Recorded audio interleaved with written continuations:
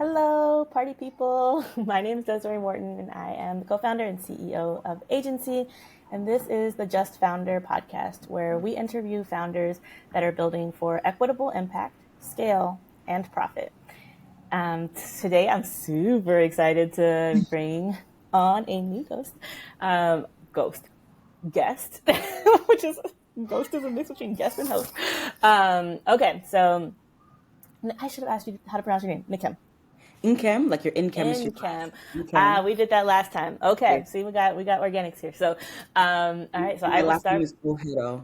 Silent. You can Oh, say silent G. Oghedo. Oghedo, Nkem Yes. Oghedo. Thank you Yes. for walking me through that. Okay, let's do your. Let me introduce you properly.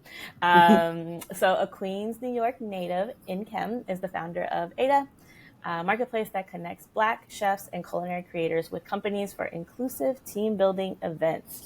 Previously, she worked in management consulting and was the chief of staff of wellness tech startup Care of from Series B to acquisition.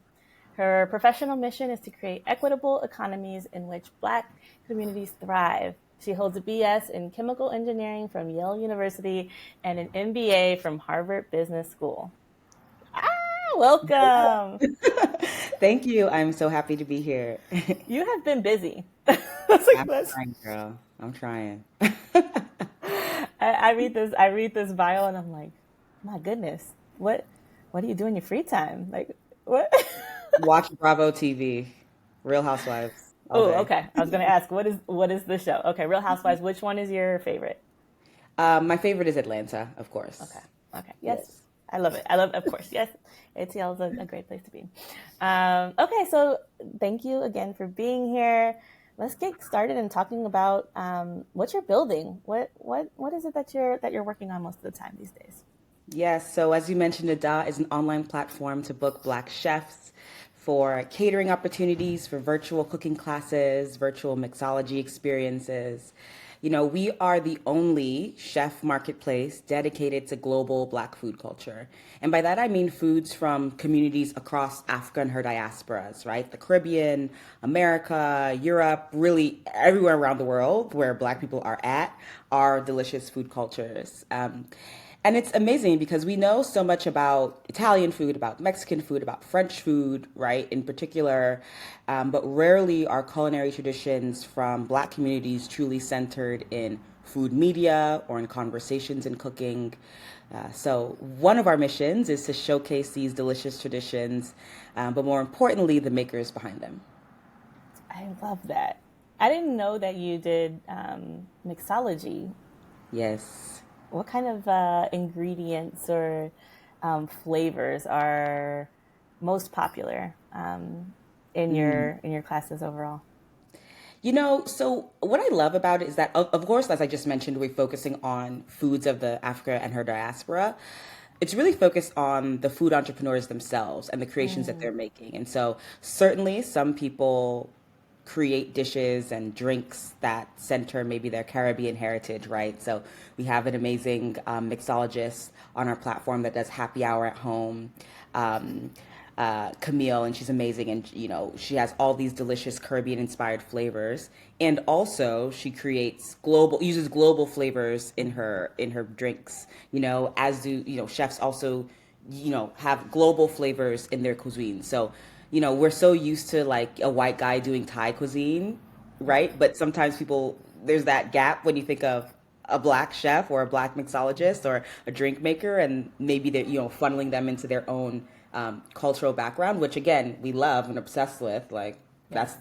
mainly I'm eating foods from when I go to the kitchen. I may be eating Nigerian food, Southern food, Caribbean food, Mm, and I love that. also we think it's important for these culinary creators to express across the sort of global cuisine too. That's incredible. I love the way that you're focusing on not only the food experience or the drink experience, but on the experience in with being in community with Hmm. did you call them food creators? Food I forgot exactly what the language you used was, but I Yeah, was just like, oh, I culinary love that. creators. Culinary creators. Like um that is really interesting to me because I am half Black American, and I would say like lacking just a lot of historical context beyond a certain point in history, right? In terms of African diasporic experiences and flavors and lineage, and how I know that food is important to our cultures and that so much is passed through, but so much of it got lost. And so I just think that's incredibly, it's like next level, right? It's like not only are you getting to have this experience with your team or with your exploration of the meal, but also with this creator. Can you talk a little bit more about, just kind of like any stories that you might have of folks, being in space with those creators and just really kind of connecting with them in a different way?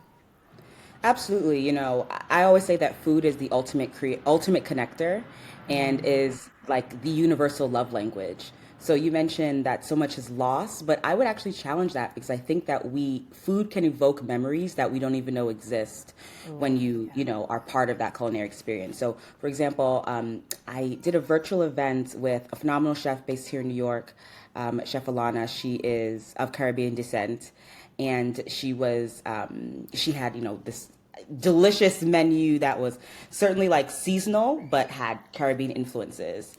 In particular, she's from Trinidad. And so people were eating the food, enjoying the food, and then there were Nigerians on the call saying, "Oh wow, this tastes like suya." There was a Guyanese person on the call saying, "Wow, this reminds me of what my grandma used to make, back in the day." There was a Chinese person on the call. There's a lot of like Chinese influence in the Caribbean, right? And so the person was like, "Oh wow, this actually tastes just like something my uncle used to do." This is so funny. And then people were just going back and forth about their food histories and food memories and their family histories and family memories. There's a reason why the dinner table is a space where conversations are had across cultures, right? Yes. Across communities. So that's just one example of this delicious menu that we're able to enjoy together and how it just evokes so many memories across so many cultures that you don't even expect, you Yeah. know? And at the end of the day, you're like, oh, wow, I guess I do have a lot in common with like Mike from accounting or whatever it is. Yes, it's like culinary string theory. You're like making these connections between these seemingly disconnected cultures and experiences, right? Where two folks maybe would have never made that connection on their own. Well, very likely would have never made that connection on their own. It's Absolutely. an opportunity to find commonality, even while kind of celebrating that diversity and differentiation. That's Exactly. incredible. Yes. I should name. I think I named this before we started, but my kids are home from school, so if anyone on the podcast can hear them, they are not being harmed. 4-year-old twins, and they just always sound like they might be being harmed, but they're not. Oh boy. So I love that so much. Okay, so for anyone who has joined, or been invited, or maybe been voluntold to come to a team building activity, there might be some hesitation. Can you share what you might say to them about, being invited to an ADA experience, and how that might feel and be different for them? Absolutely. I know there's noise in the back, so let me wait for this car to go by. But, listen, team building events are notoriously corny. Okay. Like, I too roll my eyes when I get the invite to like hang out, force fun with my coworkers. The New York just came right on out. Like, I can't help it. But at the same time, I think the thing that often does bring people to the events is the promise of free food, right? Which is telling, right? We do love food. We do. I would say for ADA experiences, the beauty of it is that not only can you enjoy delicious food, but also celebrate diversity in a way that's authentic and not performative. I think so many companies try to do that. Okay, let's pause for that. I'm like, yes, can we say that again? That Authenticity, not performance. So many companies you just dropping bars. Okay, catch my breath. Okay, go ahead. Yeah. And I think people are often have great intentions, but just don't really have the context or the background to show up in a way that doesn't, again, feel really, really corny. Yes. Um, and so for us, we put the power in the experience in the hands of these culinary artists, these creators who are telling the stories that they are of their backgrounds, of their upbringing, of their heritage, of their global experience through food. Again, the universal love language. Um, Yes.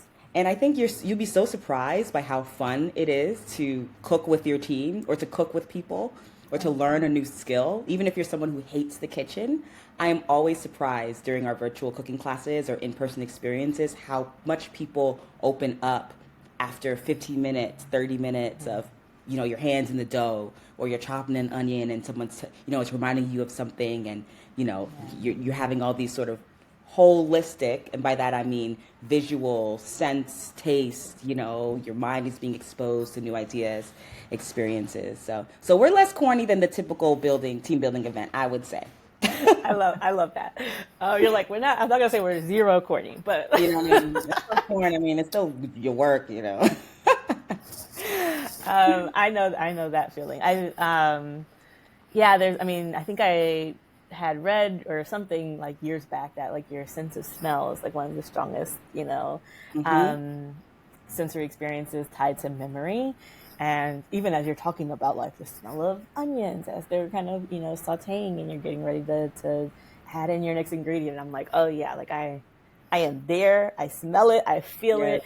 And it lights up a certain part of my brain. So that's really cool. And I mean, I would say, if nothing else, you walk away with a new recipe and a new knowledge. And so even if, the time with your team was a little corny, like you said, take it back to, celebrate with Bay or with partner or with best friend and show them what you learned. So that's always cool to walk away with something that you can also share with others that you Exactly. And choose not to just a spend time with. skill, but I think also, so much of human history is told through food.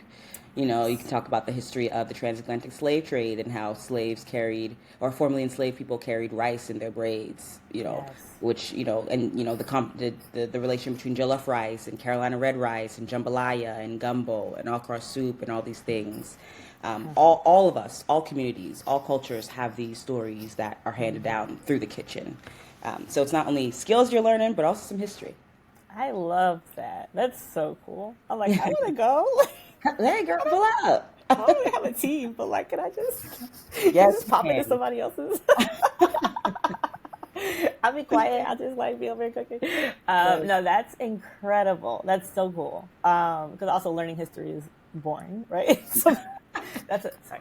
That's a subjective statement. I'm sure there Hmm. are some history majors out there who love it. It's not my jam, but I am very much a hands-on learner, and I love stories. And so, what I'm hearing from you is like it goes so far beyond what you're making, right? It really goes into that storytelling and sharing. And the Absolutely. food is almost just like a vehicle to take Exactly. you. Yeah, that's so cool. Okay, so how have your personal lived experiences and identities informed this founder journey? Founding a company is not easy. So, kind of what keeps you going, and what's at the heart of this for you? Oof. I'm like you mentioned, I'm from New York, born and raised here, to Nigerian parents. I'm from Southeast Queens, which is a very diverse black middle class neighborhood. Africans, Americans, Caribbeans, etc. And so I grew up with like so many delicious things around me. Yep. Also obsessed with the Food Network, so I would like watch Rachel Ray every day and be so confused as to why she was always doing like some kind of pasta. And I'm like, when are we gonna make roti? When are we Mm, making, fried rice? When are we doing some jerk chicken? Like, why are you always talking about the same things?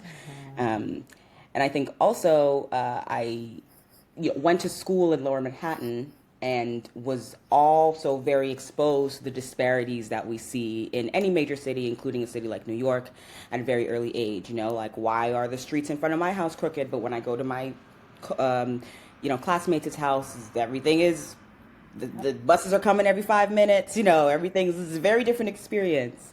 Yeah. And so I saw very early like the disparities that exist not only in our media, but also, physically in the way we lived. And I felt that money was really the differentiating factor there, that people were listened to the wealthiest people in the room, whether or not they were the smartest or the nicest or whatever it is. But cash truly rules everything around us. Yeah.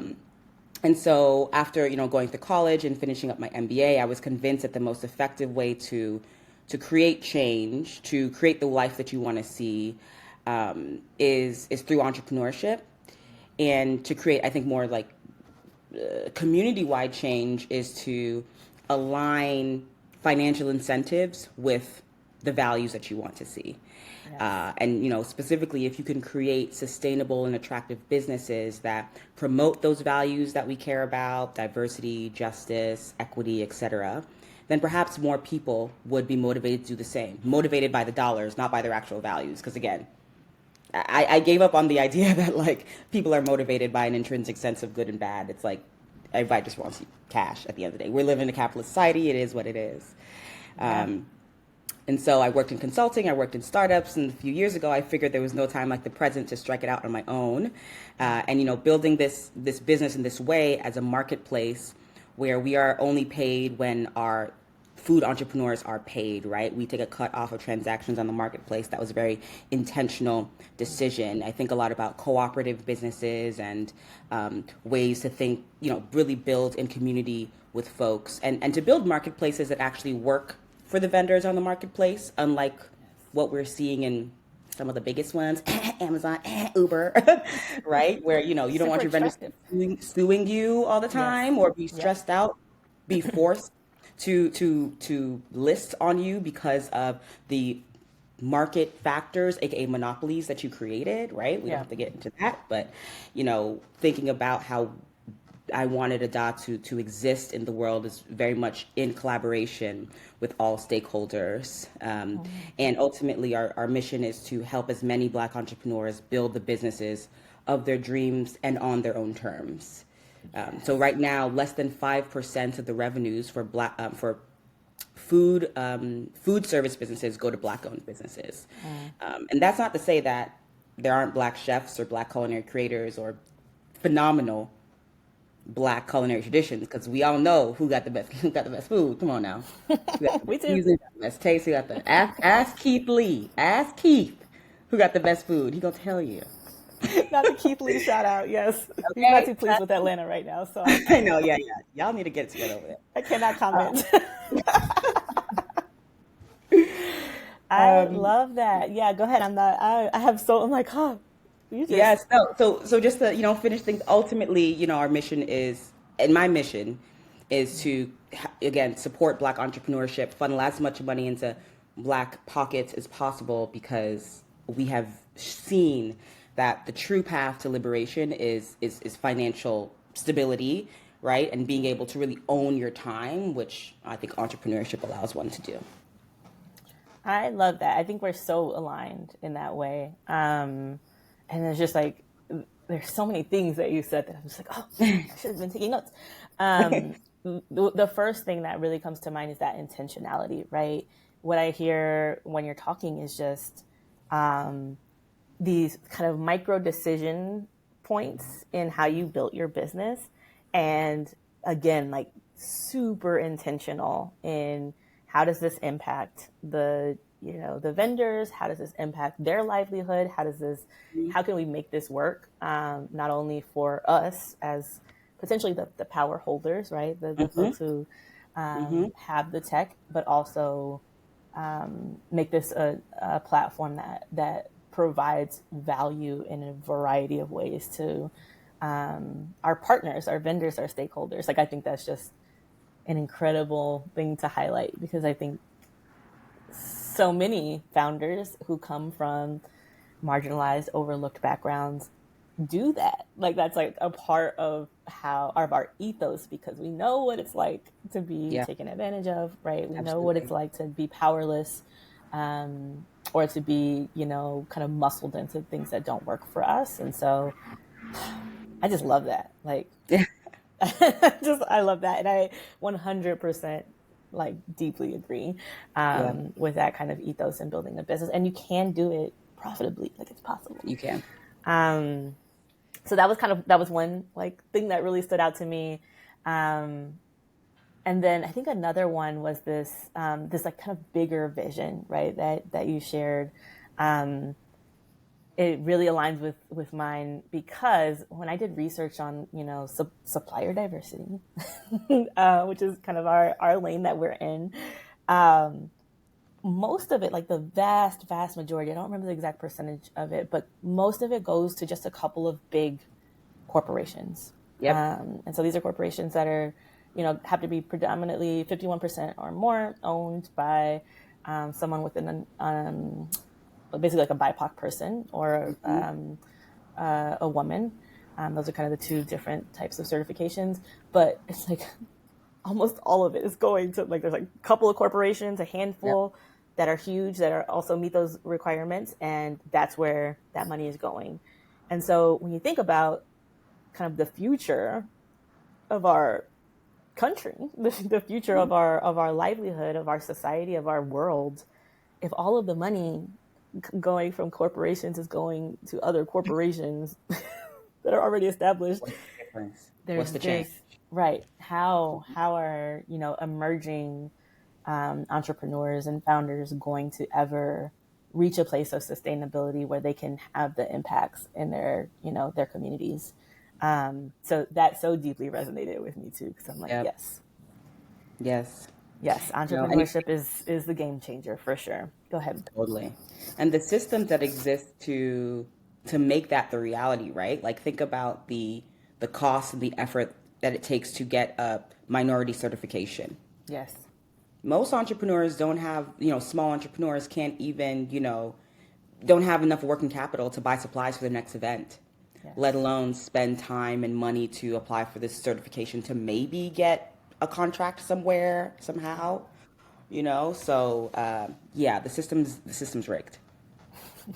Yes, you have to have. I think you have to have 2 years of W-2s filed before you can even start the process and pay all of the money Right. to get certified. And it's like, I gotta pay you money to prove that I'm And I'm black? Like, I'm black. right, that I'm a woman. That like there are other ways to prove this. This is so strange to me that I have to pay you money, government.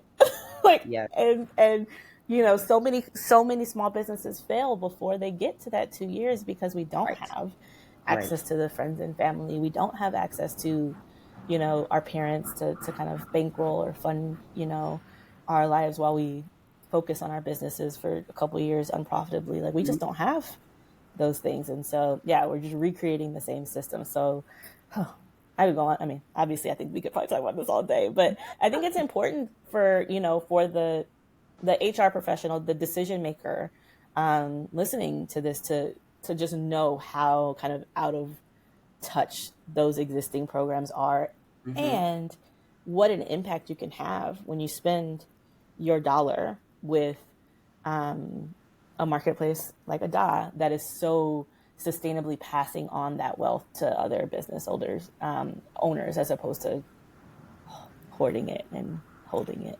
Right. Yeah. It's just, yeah, there's so much depth there. So I appreciate you sharing that for sure. All right, so the next question is one that I love folks' answers to. How are you balancing impact and being a for-profit business? I think you talked a bit about that, but like, what's the hardest part here for you in your business? Yeah. Similar to what you said earlier, I definitely don't think these things are complete Yep. opposites. I think they very much can and should coexist, because every decision that business owners make is, in fact, an intentional decision, Yes. right? So people can choose to have a negative impact, and often do. Don't talk about that, Oof. but that's a choice that is very commonly made by lots of businesses, including the And people Kim. that I'm just saying, including the people that we put up as geniuses in the world. They're choosing to make decisions that have negative impacts every day. Yes, absolutely. Yep.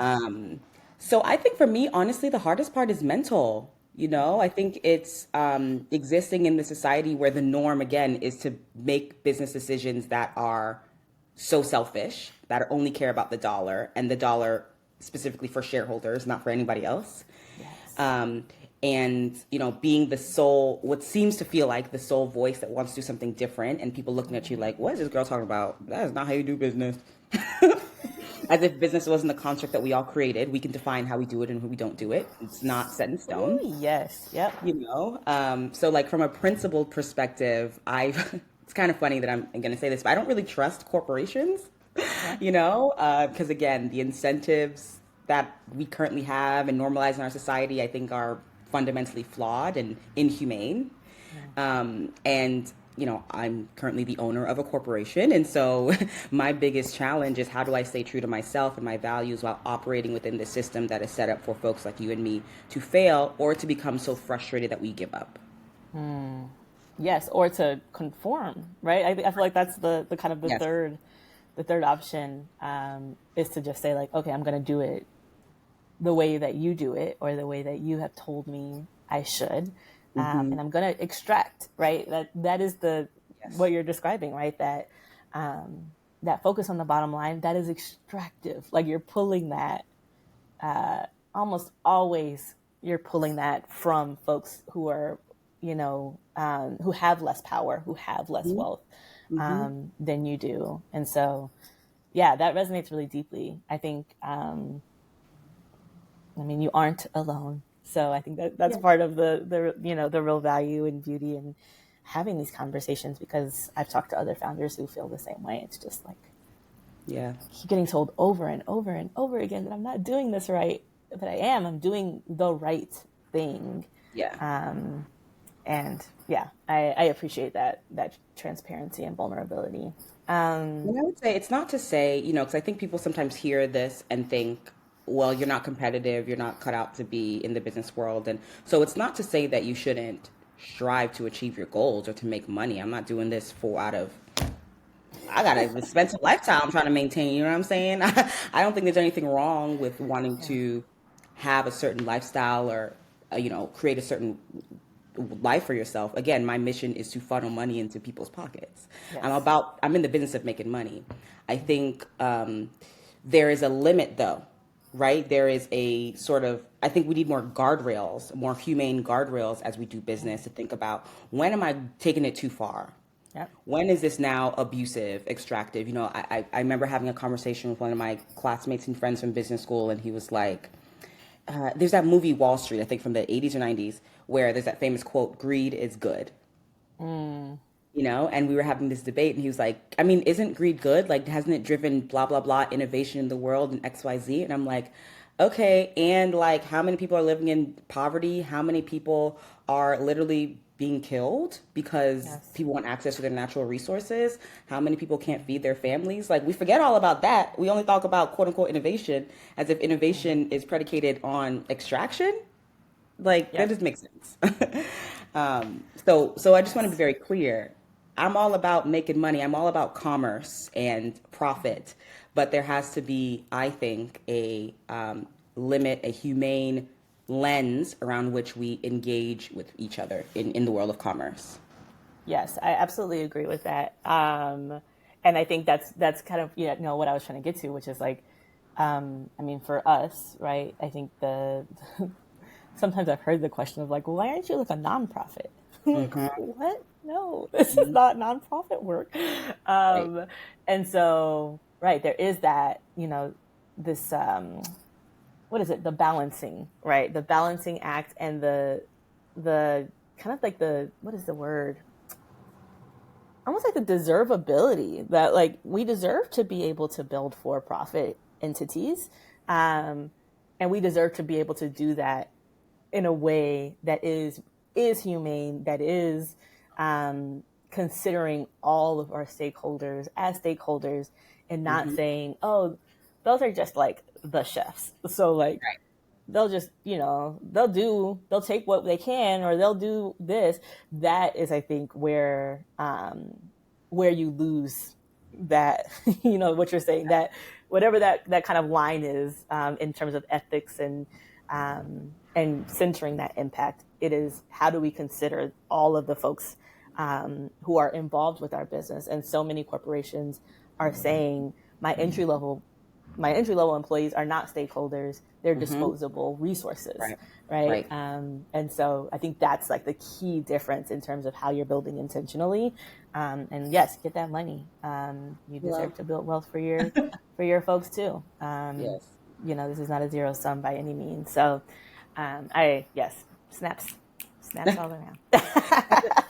I often get that nonprofit question too, and it's so funny because I'm like, y'all know that nonprofits make profits, right? They just reinvest their profits back into leadership salaries. I don't know that. I don't know. No, they don't know that. It sounds good.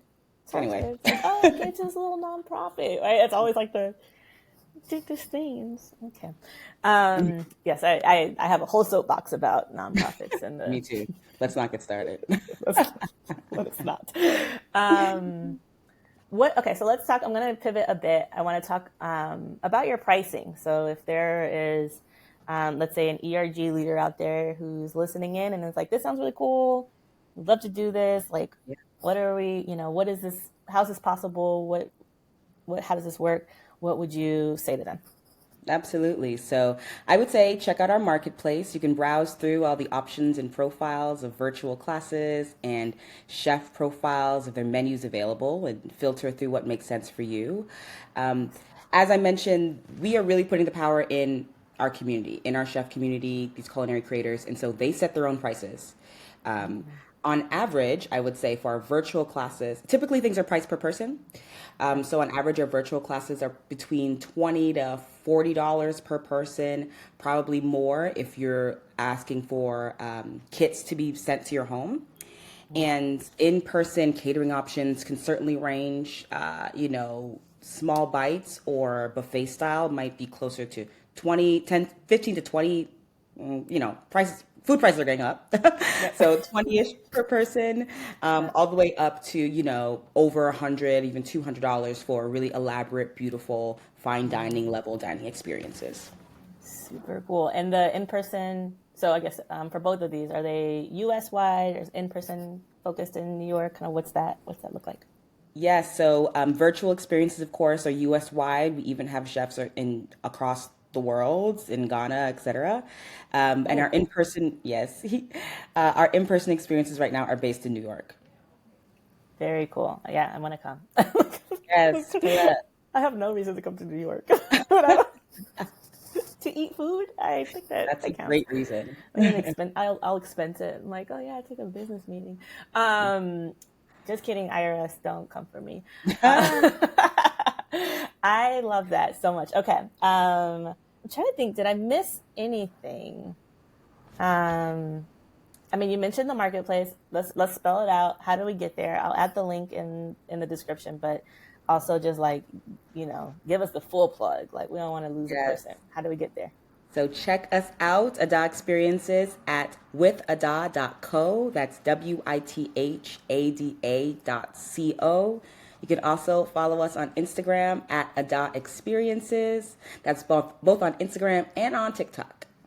Are there food pictures on your?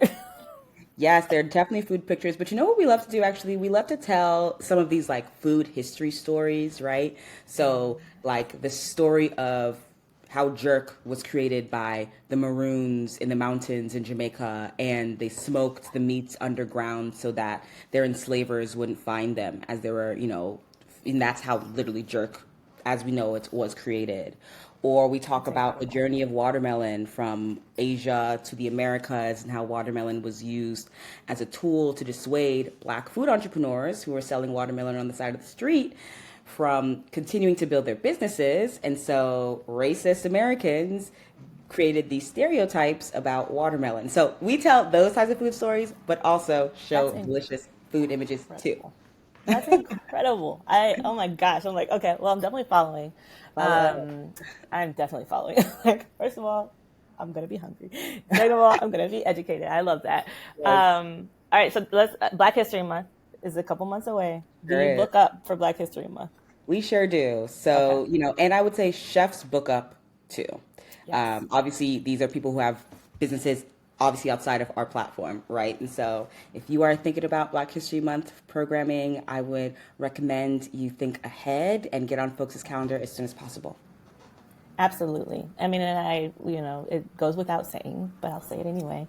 We can enjoy and learn and experience African diasporic food outside of the month of February. All year round, baby. This is a thing that we should, could, Yes, and I can eat it all do. year round. I don't eat. I don't only eat the food on in February. I actually eat it all You year round. don't? No, I Oh, don't actually. I know it's well, crazy. no 11-month fast for you. I love that. Okay, Yeah. well, thank you so much Yes. again. One other thing I would Yes. say also to that point about, it doesn't have to be just Black History Month. Intersectionality is something that I believe is super important. Absolutely. On our platform, you can actually filter also by other identities, right? If you're looking for women-owned businesses, LGBT plus owned businesses, etc. Because there are other months that you can celebrate. And again, Black Yes. people exist in all shapes and forms. I love that. Okay, you got it. I mean, there's this is like I mean, so you know that I was in DEI for quite some time, and this is like the DEI person's dream. Like it really is. It's just so many resources together. It's a thing that folks can enjoy doing together and Mhm. learning together and sharing personal experiences with each other. So connecting, it's just like, I mean, it's all there. The work is done. You just got to get on there and book it. So I commend you for the work that you've done and just like appreciate it so much. And yeah, let's get it popping. Let's like Yes. trying to figure out Yes. how to get some food myself. But also, yeah, get some folks to your platform for sure. So again, thank you so much for being here. I'll share the links and stuff. And um, yeah, I wish we could send some food through the podcast radio. Anything else you want to share, kind of closing out that you want folks to take with them? you know, Eat well, Mm-hmm. think about where your food is coming from and the people, the makers behind that food. Um, and, have a good Friday. I don't know. No one's listening to this on Friday. They're so Okay. tired. Well, whatever day it is, Um, I hope you have a beautiful day today. have a beautiful day today, and yeah, I love that. Eat mindfully, eat well. Like your food is becomes a part of you, literally. Yes, literally. Um, Thank you again for being here. Thank you for having me.